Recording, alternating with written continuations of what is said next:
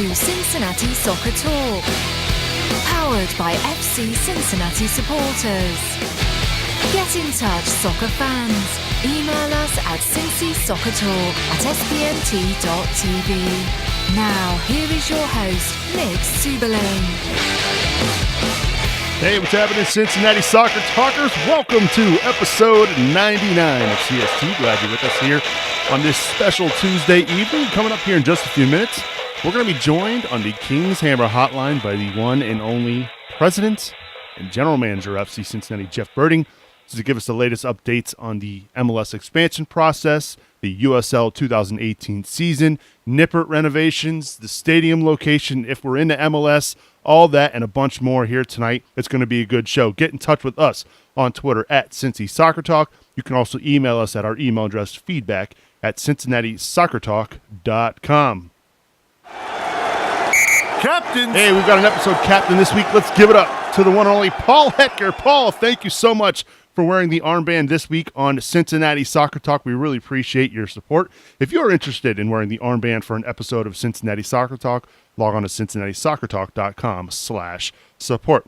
Let's welcome in my tag team partners this week. Start first with the one and only. Everybody's the one and only to me, apparently, this week. I'm going to go with Brad Weigel first, sporting that brand new orange CST polo. Brad, how are you doing, buddy? Not too bad, but I was, instead of shooting for one and only, I was shooting for main man this week. Because Brian's not on, so. Well done. Yeah, that's another one of my go-tos, main man.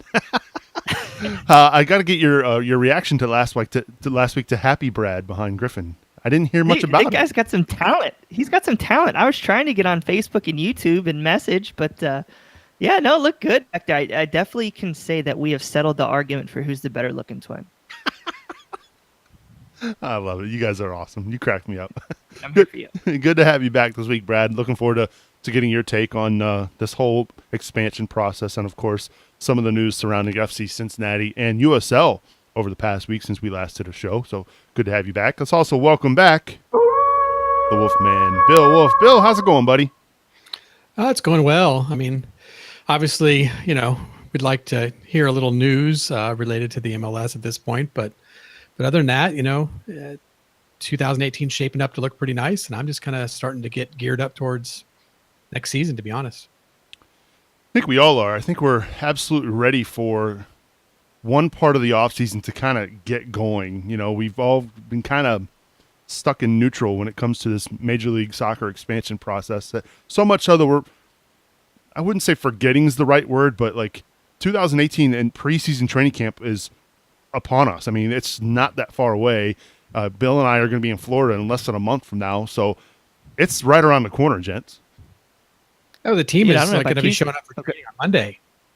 So, yeah. I mean, we're like less than a week away, and their guys are going to be geared up, and they're going to be, kicking soccer balls, and it's happening. Yeah, you said you were being stuck on neutral, dude. I feel like I've been on a roller coaster for the last 2 months. I mean, we've had stadium approval news. It's been over a month now since FC Cincinnati's gone to New York City, and almost a month since the owners meeting, and I'm just glad we can finally talk a little bit about something else. And like Bill said, we got players rolling in. We've got signings. We've had a lot of great signings the past week. Maybe we might have one or two more to come. Just big news. I mean, Emmanuel Ledesma. I mean, that guy is awesome. He shouldn't be here, and he's a top quality player, and we got him. So I'm just excited to see this team to come together on the pitch, especially over the next month. Yeah, I mean, we talked about it a little bit last week on the show, the fact that we added Ledesma, a guy who, as Brad said, really shouldn't be here. And we believe there's going to be another signing here on the horizon, and another guy in Abu Dhabi that Brian butchered last week, saying his name. We gave him grief last week. But it's going to be a difficult year with some of these names. But no, I mean, he's another one of those names that, if we think about it, really shouldn't be here either. This guy should be on an MLS club somehow, and we are very fortunate to hopefully get him officially in the fold here in the next few days. Yeah, I think one of the things you've seen in the development of this team versus last year is that Koch is trying to bring in technical players that can dribble and break down these defenses that we saw kind of sat in and, just let us ping balls left and right and they'd clear it. We're bringing a team that is going to be able to keep the ball on the ground, take a couple passes, and be off. And so I think if we can bring in Abadawi, he's going to be the magician. It's going to unlock this team, and we might end up with that 60-plus goal that Berding was talking about this time last year. Yeah, and you're looking at players that are MLS ready. Certainly have been MLS or in the sights of MLS teams. So we're not just sitting around thinking about the USL, but obviously we have our sights set a little higher. And this team, I would call it transitional. Yeah, I think one of the things too, when you look at what happened a year ago, right around this time, actually, I guess it was a little further along in the offseason, but it was pretty close to this time. The coaching changes, and I think you can see what's really happened throughout, and I feel like we've been saying this quite a bit here on this show, but the signings that have been brought in, you can get a legitimate sense here that Alan Koch is putting his stamp on this team, how he wants to play, how he's going to run his formation out. And I think that is something we struggled with a year ago. I think he spent a lot of the year tinkering, trying to figure out what is going to work with the group I've got. I think now he knows what he wanted. He got it taken care of this offseason, and now he can hit the ground running early on here in this upcoming training camp. Yeah, I hope so. And we've been talking about, obviously, Ledesma and Naz as well, but we kind of blew past Lance Lang as well, who I think is another big signing for us, potentially on the left side. And these are guys that were NASL best 11s either last year or in previous years. These are significant signings, players that are the best in their league, and they're all gathering in Cincinnati. And these signings that he's bringing together allow him to be flexible. I mean, I think last year we knew pretty close to how we were going to play, what formations. I mean, this year you could see a 3-man back line, even though I think he's going to prefer the 4. You could see the 3-5-2, 4-2-3-1, 4-3-3. I mean, there are so many different options, 4-4-1-1 that you could play with the squad. I think if we get that Abu Dhabi signing in, that having a true number 10 there, I mean, it's going to be crazy, So I'm interested to see what we can do and to complement these players. I mean, you have Ledesma, he could play on the wing, or he could be, behind Tommy Heineman. You have Lance Lang. Lance Lang is awesome. I mean, the guy led the team, or was it top 3 in crosses in the NASL last year. Hell, he could be left back. He could be partnering with Josu. I mean, think if you have that overlapping, presence on your team, is defense, but then going forward, I mean, these teams, they're not going to be able to just sit back like they were last year and just, put 3 guys on Jibby and say beat us. And then, one of the other things I think about Ledesma is outside of Eric Stevenson's shot in the playoffs, really, when have we seen, a consistent threat deep into the field, putting balls in the box? I think Ledesma is going to do that, and that's just going to benefit all the players even more, especially our guy Tommy Heineman up top. Yeah, I kind of stole your line last week, Brad, when you sent it to us on the Cincinnati Soccer Talk Slack about the goals that Heineman and maybe Danny Koenig are going to score off of the bobbles from the keeper from Ledesma's shots from outside of the box. I'll be completely honest. I stole your bit last week, man. I know you're pretty excited about that. Hey, dude, I'm here for you, so it's no problem.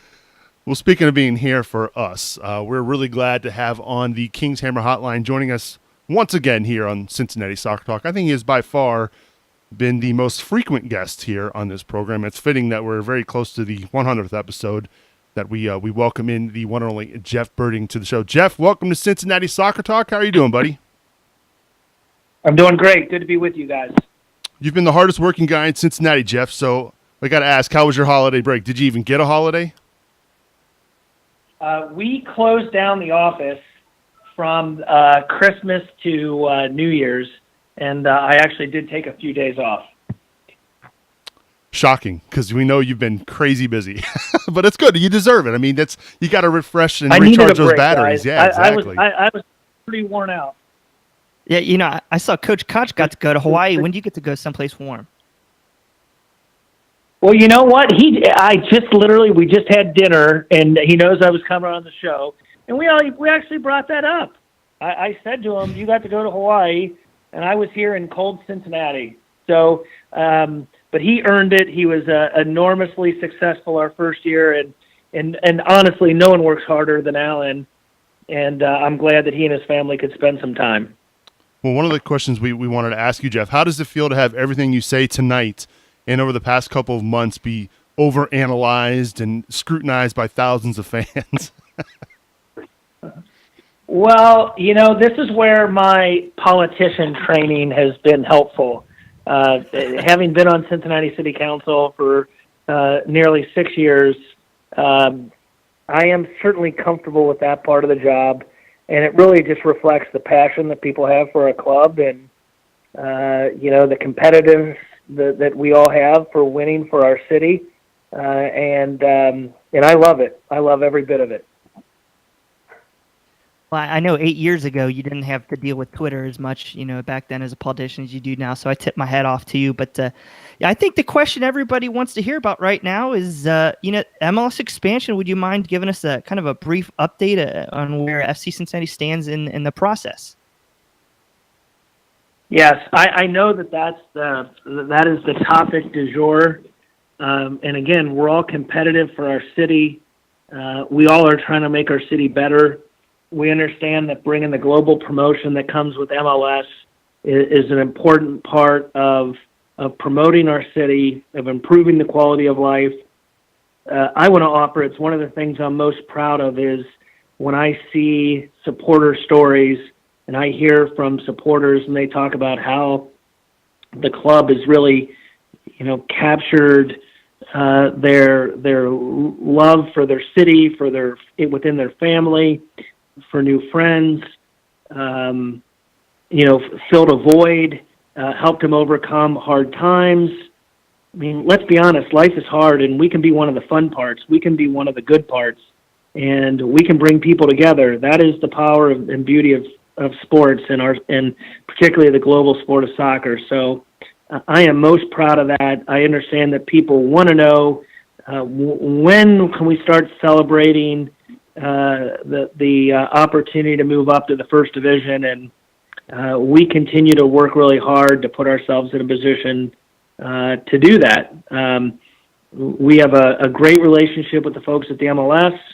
I want to stress this to some of the people I've seen posting some things with some frustration. There's nothing bad going on. There's no bad issues. There's no challenges. There's no disagreements. We're working real positively. I hope people understand, between Christmas and New Year's, most people offices shut down. And a lot of people go away for the holidays with their families on long planned trips. And let's be honest, our families deserve that. And then last week, we had an enormous storm in New York, and so there's no question that the process that is a good one has taken a bit more time than maybe people would prefer, and we're all anxious. But we continue to work through it, and I still continue to offer reassurance that I'm bullish about our future. I think that while we're in a competitive situation, we're in good standing. The commissioner said as much in Nashville, and I appreciate people's passion and patience. We're working hard to get this over the goal line. I know you've been working closely with Major League Soccer, Jeff, and I don't know how much you follow what's happening with the other bids. I mean, is this something that MLS are they working with the other bids as well, or are they exclusively working with FC Cincinnati? I mean, what can you even tell us on that front? I can't speak to what's going on in other cities. I've always taken the position that I'm not going to focus too much of my energy on that. I think we've been very good at focusing all our energy on showing that Cincinnati is MLS ready and making us as strong a bid as possible to create this story that sells itself and not to get distracted with what's going on in other markets. So I cannot speak to that. I do believe that we're in a competitive situation, but I also am bullish about our standing. And I want to stress this. I know that our enormously passionate fans listening really would like to know, but just tell us what's going on. I get that. Amen. But I'm not in a position to say right now because, and I think people at the end of the day, we want to win this bid. We want to win. We want to win. And I'm not going to create some self-inflicted wound that gets in the way of that outcome. I want to stress, though, no one is messed up. There's no challenges. Nothing is going wrong with the MLS where people have to feel some level of animosity. I say that because I've seen some, posts on social media. That's not what's going on. We are working through a process. It is what you would expect. And while I don't want to be here tonight sort of defining it for folks, it is constructive. I am bullish about the future. But there's no done deal. And therefore, if there's no done deal and we're a competitive situation, the last thing you want to do is have a self-inflicted wound. And so I think the less that I say, the better. Sure. But I just want to give every level of reassurance. What we have created here, this club, one club, and this is why I like going Cincy Soccer Talk, is because you guys have helped create this soccer movement, this beautiful renaissance going on in our city. It sells itself. We have this enormously beautiful thing happening in Cincinnati that all of us are a part of. And I'm just asking for a little bit more patience while the process continues to work itself out, because at the end of the day, I want to have this enormous party. I want to celebrate one enormous victory for Cincinnati. Think about it. The Reds, the oldest baseball team in the world, was created here generations ago. The Bengals, the NFL team in town, were created 50 years ago. All of us are on the forefront. All of us, everyone listening, all of you on the podcast, all of us together are creating Cincinnati's new professional soccer team, hopefully a major league soccer team. That 30 to 50 years, 100 years, people look back and they'll say, all of us were the ones that created it. And our kids and our grandkids will feel proud. We were there. We created. My family was there. My grandfather, my grandma, they were there creating FC Cincinnati. We just need a little bit more time before I think we're going to get over the hump. But I intend to get us over the goal line, and I intend to have a big party with everyone listening, celebrating this enormous victory for Cincinnati. We're just not there yet. Hey, Jeff, this is Bill.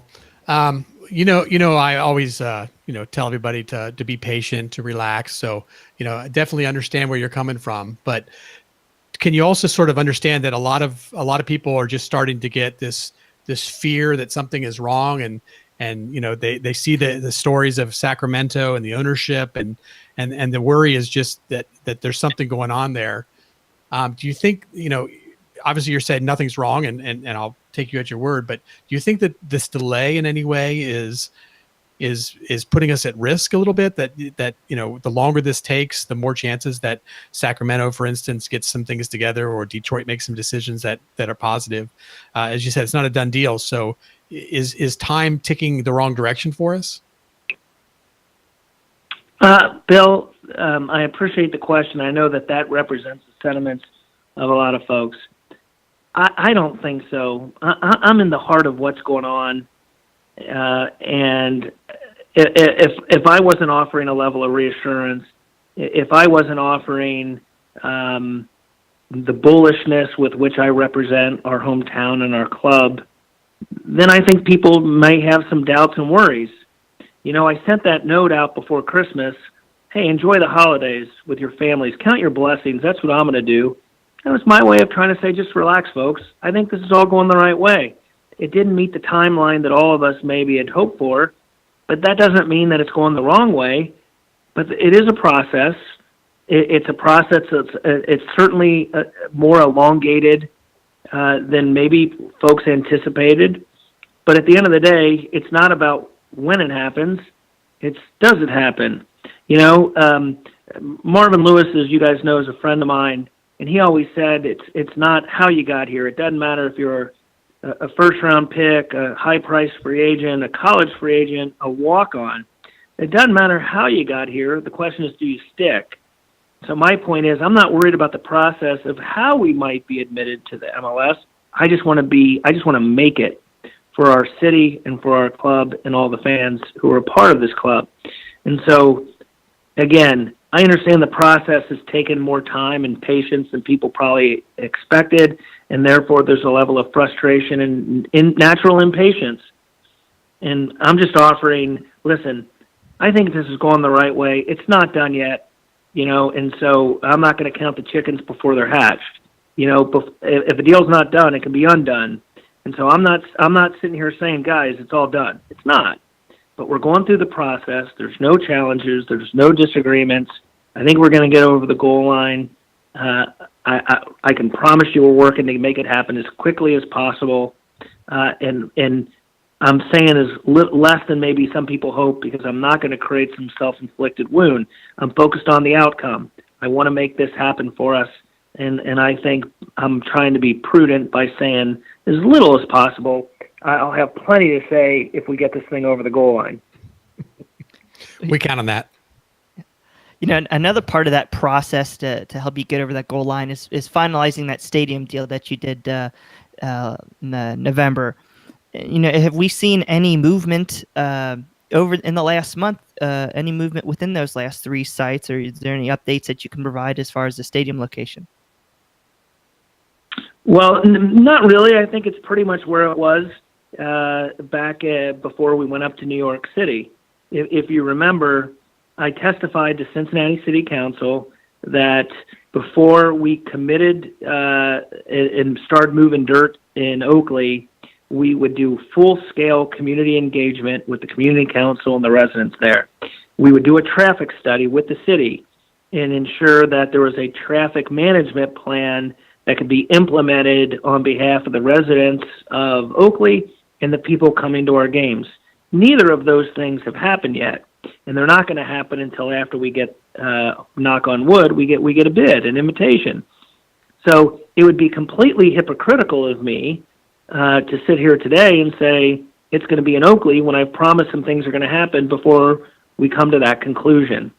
And I've been called many things in life, but I've never been called a liar. And so I'm not going to say something that wasn't true. We're going to go through a process with Oakley. We're going to work with the city on a traffic study. We're going to determine the feasibility of Oakley, and that'll guide a decision on whether or not we're going to build a stadium in Oakley. And until that time, other sites might be on the table, but no one should read that to be that we're, conclusively moving in other directions or anything of that sort. We're just waiting to see. The focus is, can we get an invitation to MLS, and the stadium plan will start to work from there.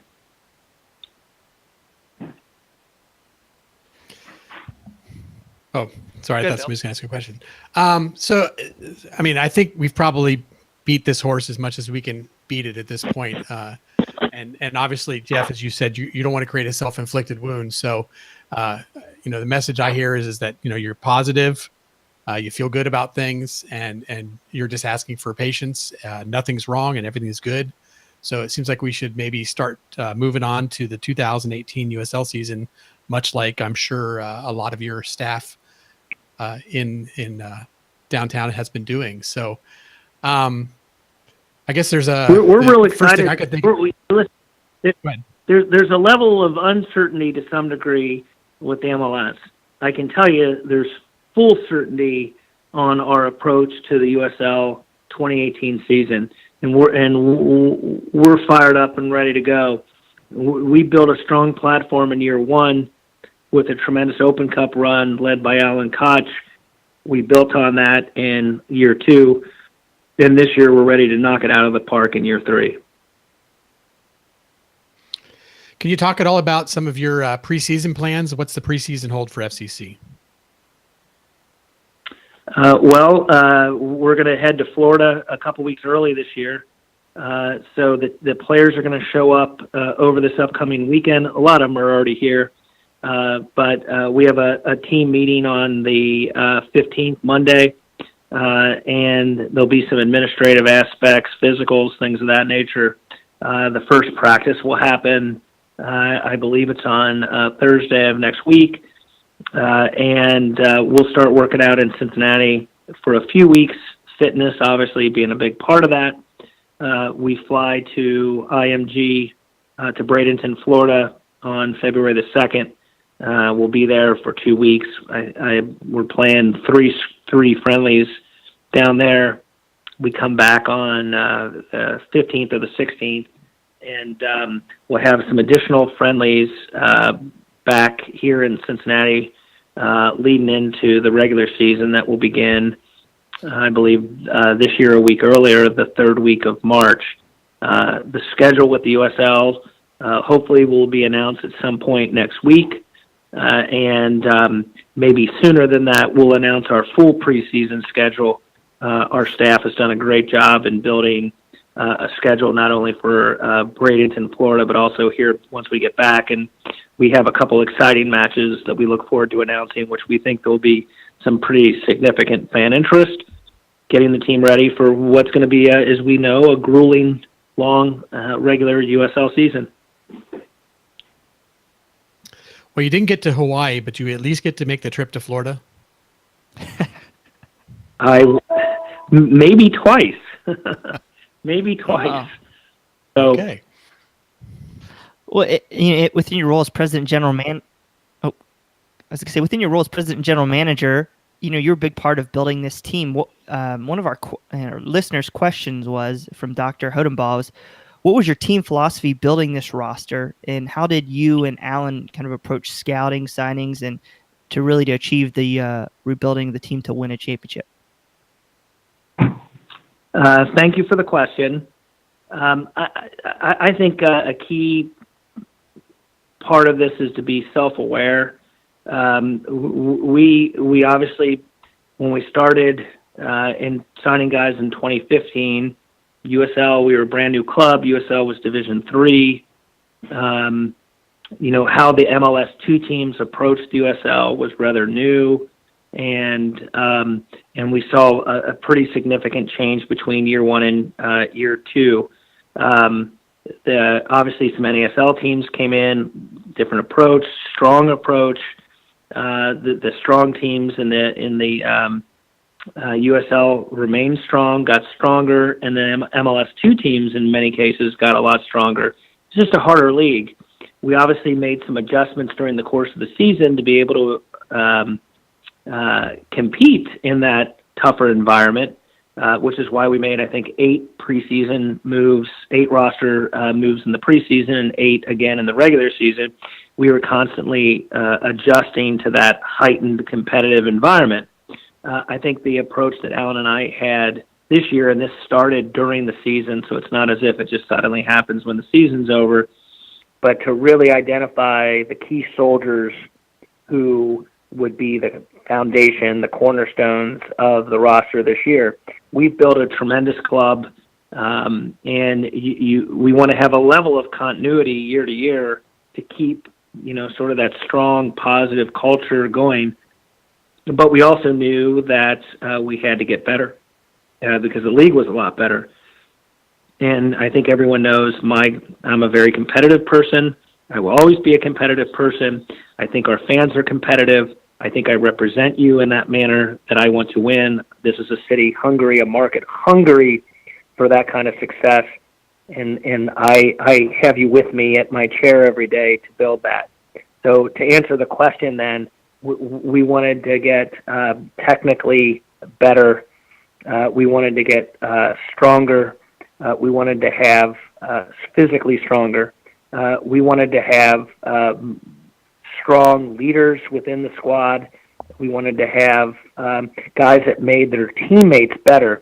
You may be a good player, but if you're making other good players very good or great, then that's someone that we want to build around.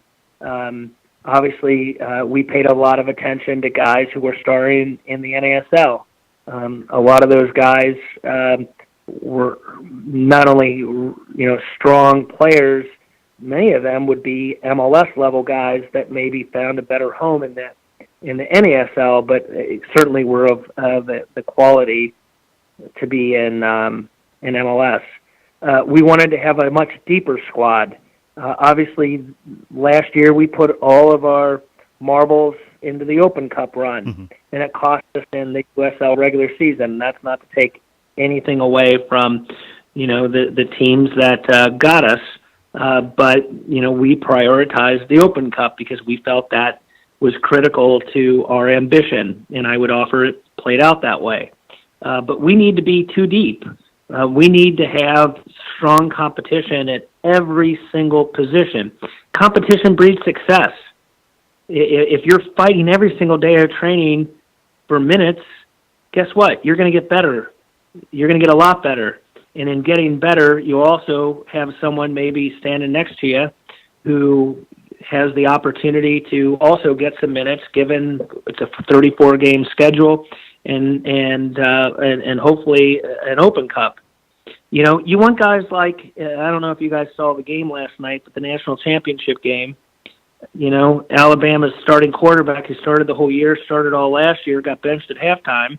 They bring on a guy and played the whole year, and that quarterback, the guy who'd been the starter, was the biggest cheerleader on the sideline for the guy that just came out and took his place.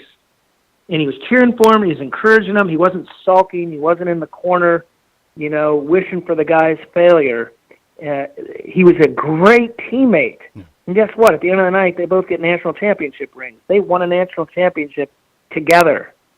And so the character that represents is certainly part of the character that we are looking to build around. We can talk about individual guys, and I'm happy to do that, but we're thrilled with the roster that we've pulled together. Yeah, it's hard to kind of single them out, Jeff, because they've been, with each and every signing, everybody here at Cincinnati Soccer Talk, and even I think fans of the team are just kind of like, with every signing, just saying, wow, really? Like, we keep getting better and better with each additional signing. So it's hard to single them out, so I won't. But I want to ask you, you mentioned you're a guy who likes to set goals, and I know that Jeff Smith, the senior VP for ticketing, also likes to set goals, and you recently hit that 15,000 season ticket holder mark, and you announced now that you've upped that goal to 20,000. How doable is that, and do you have any other kind of goals for off the field this year? Well, we're going to continue to be a family-friendly club and continue to do things on and off the field, game environment that are family-friendly. We're going to be a visible club in the community, so we're going to continue to, the FC Cincinnati Community Fund, and so whether it's futsal courts or other things where we're trying to grow the sport of soccer, introduce the sport of soccer in underserved areas or throughout the region, we're going to continue to do that. Our sponsorship area, led by Mike Albanese, that's growing enormously. That includes part of our broadcast. We're working on our broadcast deal to put the games on TV. It'll be a higher quality than it's been. I think Tommy and Kevin and Lindsay do a great job, but we're going to improve the quality of our broadcasts. Our merchandise this year, I like to tell the story because I just think it's great. We said our first year we would do $600,000 in merchandise in our pro forma, and folks at the USL said we were crazy. No team's ever going to do that. Cincinnati, you're never going to do that. And we were crazy. We didn't do $600,000. We did about $1.6 million. And then in year two, everyone said it would go down because everyone bought all the merchandise. And we said, no, it'll go up. Amir Shimoni does a great job. We have a new team store on 4th Street. Hopefully people have checked out. We got great people running game day, great people running online. And we said it'll grow. And this past year, we knocked it right out of the park. And this year it's going to be even better because when people wear FC Cincinnati gear, they're promoting our club. When my daughter tells me, hey, Dad, at Walnut Hills the Friday before our first home game, it seems like every kid at high school is wearing FC Cincinnati. That's people taking ownership of our club. It's our club, and they're a part of it. And wearing merchandise is a way that you build brand awareness, but also loyalty. And so all those things are always going to be a big part. With ticketing, Jeff Smith and Greg and Walker and Josh and our whole group down there do a great job. We are over 15,000 season tickets, which was our goal. We're pushing towards 16,000 season tickets now. Nice. I can tell you the phones are just ringing through the roof. We want to get to 25,000 fans per match. We want to sell 25,000 tickets every game. We think if we can get to 20,000 season tickets, getting to 25,000 a game is great and doable. In that, we're going to release details soon of a new referral program for current season ticket holders who will be rewarded for bringing in a new season ticket holder for 2018. And we're calling it Each One, Reach One campaign. Nice. Details will be coming out later this month. But, this is our club, and it's a great way, in a voluntary way, to grow the club and the fan base using personal relationships, networks, etc. And, we'll have some fun with it, right? Our best fans and some prizes and some competition in that regard. And certainly if we have a chance to win promotion to MLS, there's some neat things we can do with the Each One, Reach One campaign. That's very exciting. So one thing that we haven't heard much talk about lately is the training facilities. Is that still in the plans for the near future, and any idea of when it might be operational? Obviously, with UC football in the fall, we start to get a lot of training conflicts. So, do you think Allen's going to have a place to go come next fall? Well, I have a philosophy that's guided me throughout this whole process. Stubborn on vision, flexible on journey. And so my vision is that we're going to have a training facility off-site from Nippert before August the 1st. Where that is, how we get there, very flexible. We've had people pitching us from all over the region. We've had some great opportunities presented to us. Bill Conley, who came to FC Cincinnati last year after 41 years, is the business operations VP at the Bengals, who oversaw all the facilities for the Bengals. He retired from the Bengals and came to work for FC, and I've tasked him with this training facility.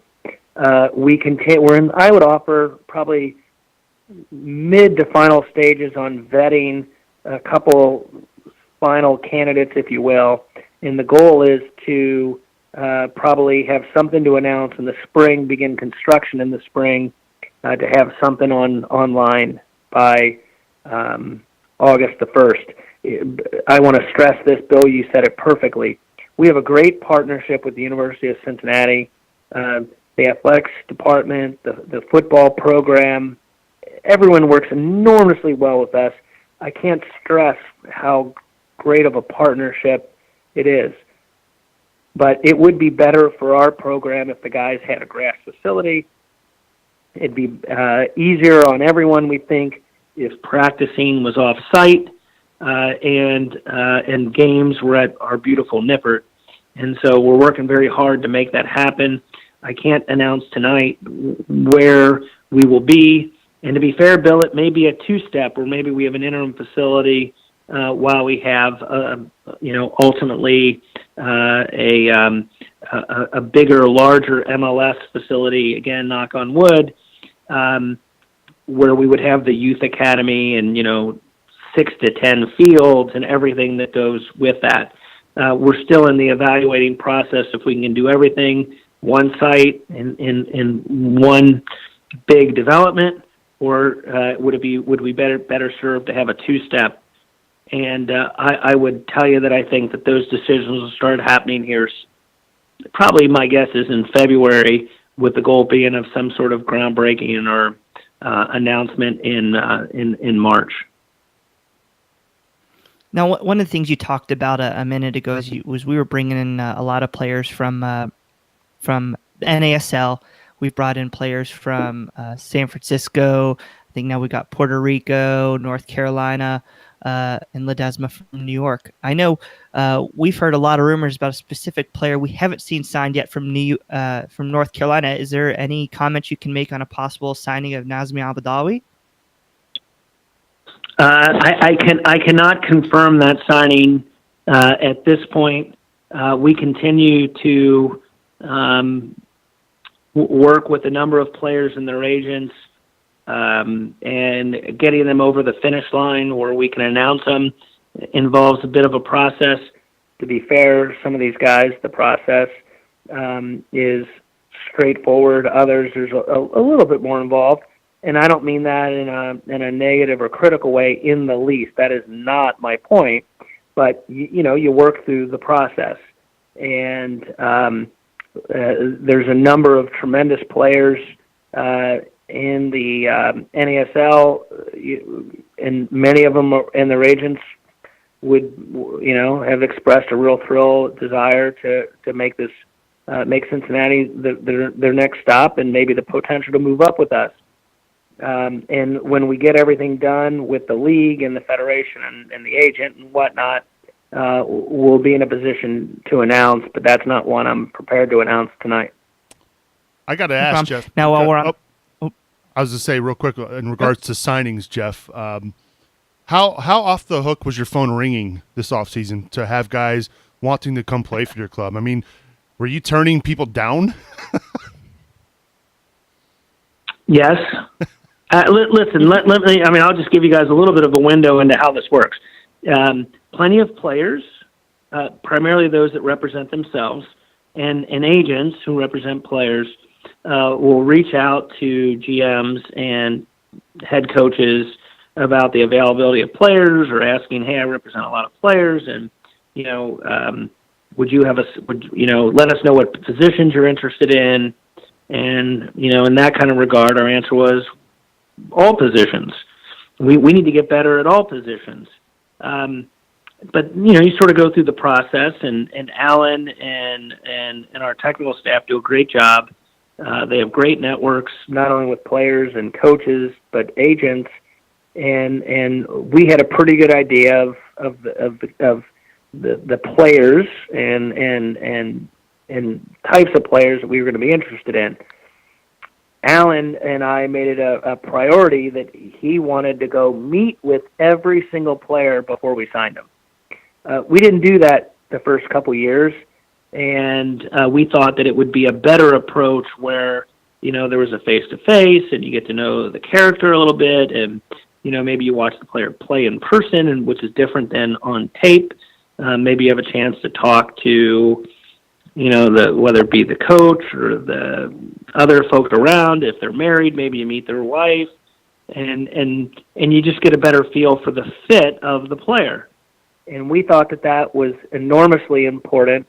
And again, we're thrilled with the roster that we've assembled. But to your point, yes, even today, an email from an agent, "Hey, here's some players."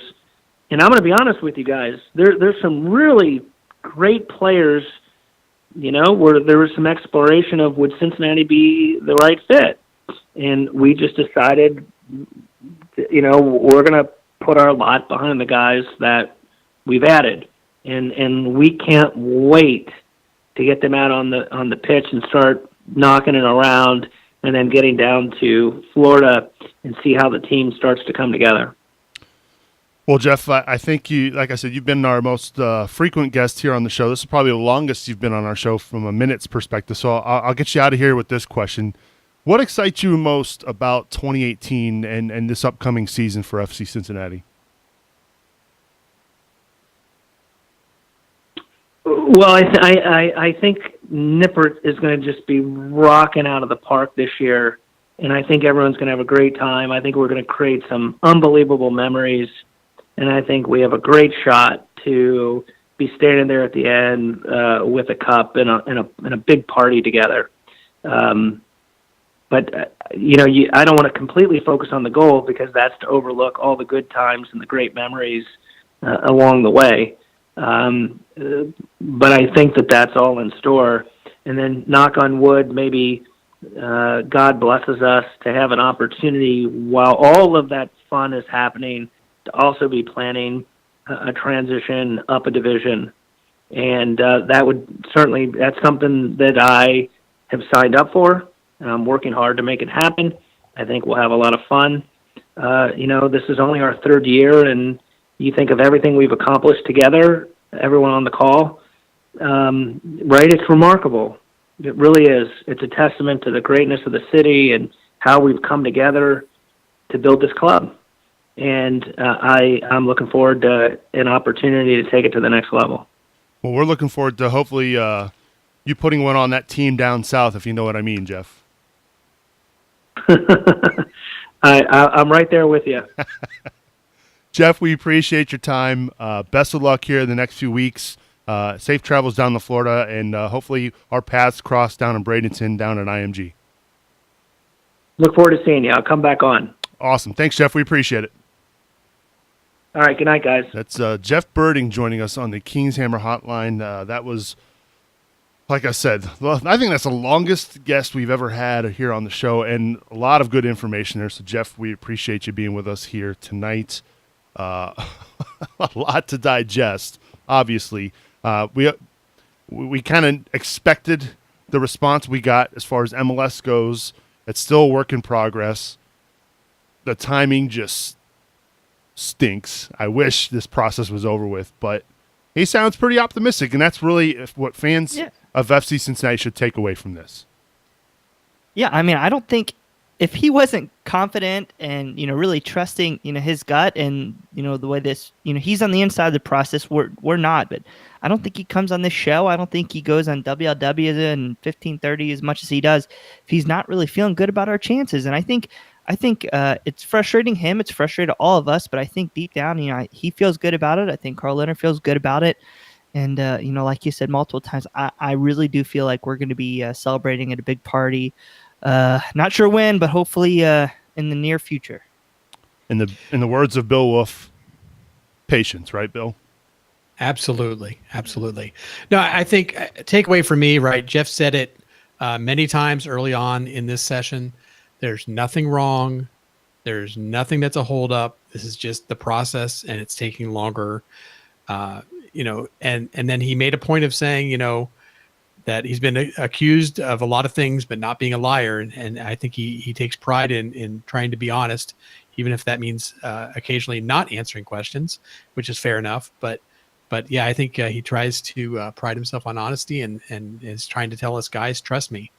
And I agree. He's exhibiting confidence right now. So that's what I'm going to take from this is our man, our GM, is confident and just says it's going to happen. Nothing's wrong. I guess I'd never really put two and together with all that terrible snow weather with the polar bomb or whatever they called it up in New York last week with all that snow, and I'm sure that had to delay MLS offices. They were all first of all late coming back into work with the New Year holiday and those are all a lot of good reasons why it has taken time. We can't forget that they announced Nashville on the 20th. So yeah, there's probably still some things that have to get ironed out. Not saying they're problems; they're just got to get ironed out. But I still feel confident. But that doesn't mean that I'm not exhausted with this roller coaster that we've been on. Absolutely.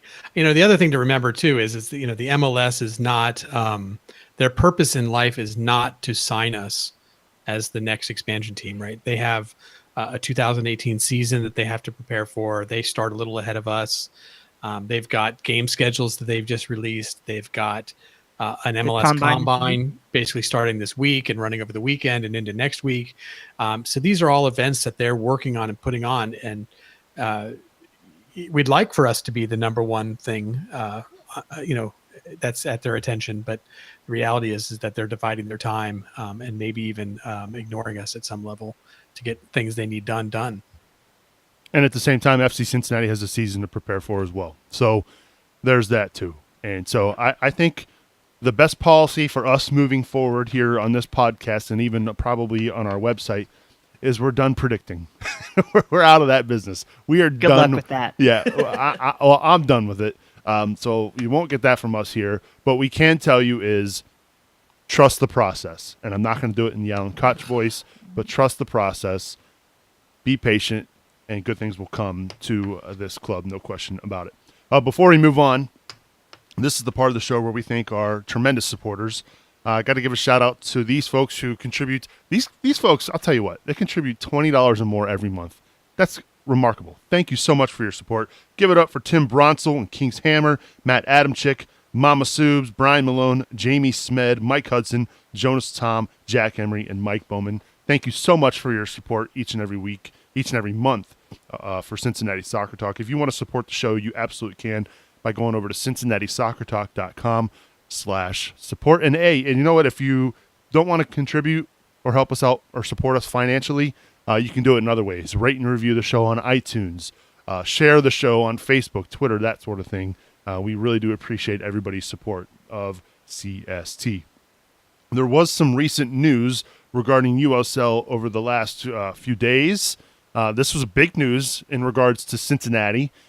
Not maybe long-term as far as, if FC Cincinnati potentially, where we think we'll end up in Major League Soccer, but Indy 11 of NASL is joining the USL, guys. That means we've got another close sort of rival, which should make for some interesting times here in 2018 and potentially 2019, I guess.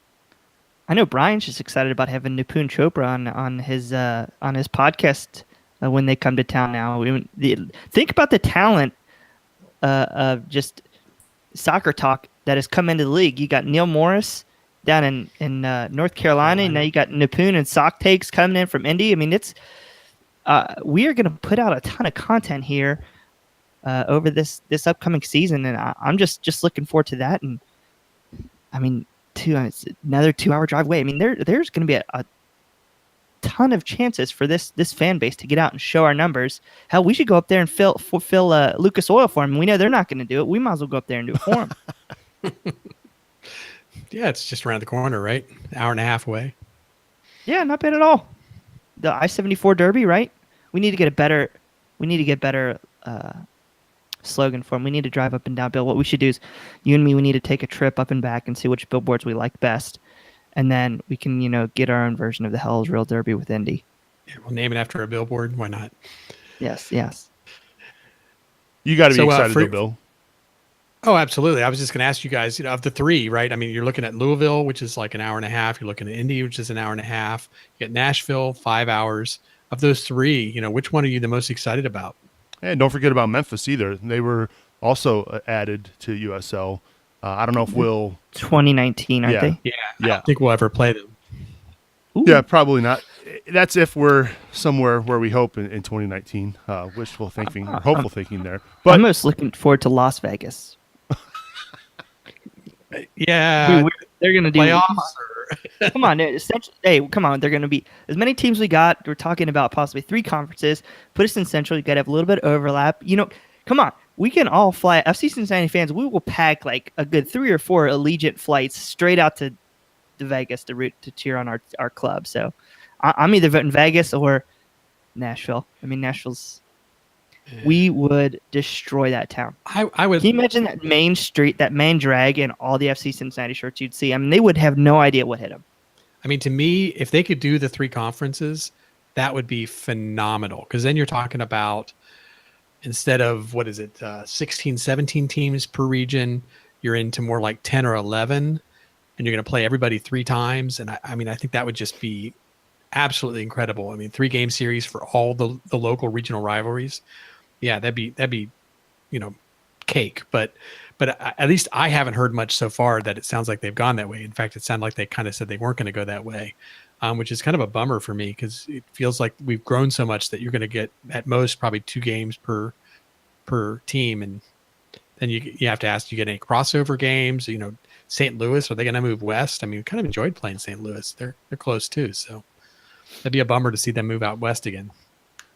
Yeah, not to mention this was also brought up on YouTube. Jeremy Miller says Atlanta United also announcing they've got a USL 2 team in the works as well. So that's exciting too. That'll be fun. Yeah. Just the one thing with all this expansion is I'm tired of all these damn new baseball facilities. We need somebody to play in something else. I mean, you're Atlanta, you just mentioned. Nashville's going to play in a baseball stadium. You got Louisville. There's just way too many of them, but be definitely fun cities to visit. Yeah, it's definitely a sign that we're still a growing soccer nation when we are playing in baseball diamonds, I think. So, one other news item that came out over the past week. Since we last joined you, we mentioned that FC Cincinnati would be signing a goalkeeper on the last podcast when we had Mark Village on the show. And what do you know? They signed Evan Newton from Sacramento Republic. He won the early competition early last year for Sacramento. He started 26 games. I don't know. Is this a guy you think that could potentially be a starter for FC Cincinnati here in 2018? 100%. I mean, he definitely could be a starter. What he was what I know, he's got the MLS pedigree. He was drafted in 2011, so he's a little bit older than Spencer Ritchie, but he's 29 years old, so he's in his prime. He's shown well in Arizona, Oklahoma, and Sacramento, so he's used to playing in big crowds. And this is just another perfect example of FC Cincinnati not just sitting on the laurels, bringing in two players for every position to compete. Iron sharpens iron, and I think that Spencer Ritchie, if he wants to play, he needs to put his full effort out there, because this job's not going to be handed to him on a platter. So I'm excited to see what he can do. We've seen a lot of big saves he made. I think he was near up there with Mitch as far as saves near the top of the league last year, and that's with just 26 games played. So another big signing. This is a guy, if he does well, he could move up with us to MLS too. I completely see it. Yeah, I mean, I think at some level you sort of assume that Spencer Ritchie has a little bit of an edge on him. He's a loan from an MLS team. Typically, with a loan, the assumption is that player's going to play. On the flip side, we saw with Victor Mansoret that if you don't put the product on the field, you don't get on the field anymore. So, obviously they're going to take players and put the best ones out there. So, he can't just assume he's going to get it. This is not like the days where Mitch knew, he was going to get to start every single game. There was no question. It was a matter of, has he been red carded or is he injured? And that would be the only reason he wouldn't be playing. And, I think Spencer might get, the early start or at least the early nod, but I think Evan is without a doubt highly capable of being a number one. And Spencer's going to have to bring his A game every game. And what's that say in maybe Evan Newton's feeling in the MLS expansion process? I mean, that's just another piece of the puzzle that he was Sacramento's number one keeper, and he loved Sacramento, and I know Sacramento loved him. They were devastated. I know Indomitable City Soccer, they were all about, he was one of the number one priorities they needed to bring back, and they could take him. He was their quote-unquote Mitch. And all of a sudden, he's in Cincinnati now. So, I mean, what's that tell you, in addition to his thoughts maybe on the expansion process and his skill? Yep. Yeah, hot take on that one. Yeah, I agree, Brad. I thought that was a pretty astute signing there by Alan Koch. And I think it also sent a message that, hey, look, maybe he's got bigger eyes on a bigger prize with this club. So, good stuff. Really looking forward to seeing Evan between the pipes possibly this summer for FC Cincinnati. All right, it's about that time we begin to wrap things up here on Cincinnati Soccer Talk. We usually end each and every show with our final thoughts. I'll start first with Brad Weigel. Brad, good stuff this week, buddy. Yeah, we missed you this afternoon. Oh, rub it in, you jerks. Yeah, I was kind of bummed. Dude, it was a great time. Was it last time we did this? We took a picture and sent it out, and we'd Matt Adam Chick, one of our supporters, said, hey, I'd love to come. He just ended up meeting us out, and he's like, this would be a good idea for us to do in the future. So we did. We ended up having 14 people out in Taquero Mercado out in Fairfield. So it was really cool. You got to meet a couple guys I hadn't met before, supporters of the show, as well as got to see our buddy Todd Wilson out there, the FC Cincinnati's native fireman. So it's just cool to be out, and I think everybody's really missing one another right now. I've gotten texts from people this week saying, just random checking in, how you doing? And I'm just ready for it to get started back up. We're a month till Florida.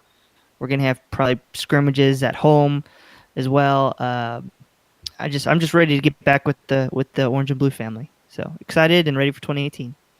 Yeah, when you guys announced that you're going to be doing those types of things, the guy who lives all the way up in Toledo gets a little bummed. I do. Just makes me miss Cincinnati more and more. Gosh. Yeah, I can't wait to be down there for games and stuff. FC Cincinnati is looking for a graphic designer. Yeah. Mrs. Soubs to Cincy. Trust me, that email was forwarded. one of your qualifications is have you worked for MLS? I don't know. I'll take predictions. Yeah, we'll see what happens with that. But no, good stuff this week, Brad. And hopefully I'll be able to make it to a Taco Tuesday at some point. Hey, man, we hope so too. If not, what they say, Coney Thursday or Three-Way Thursday? Oh, Griffin. Yeah, I think that was Rob, wasn't it? Either way, that was, yeah.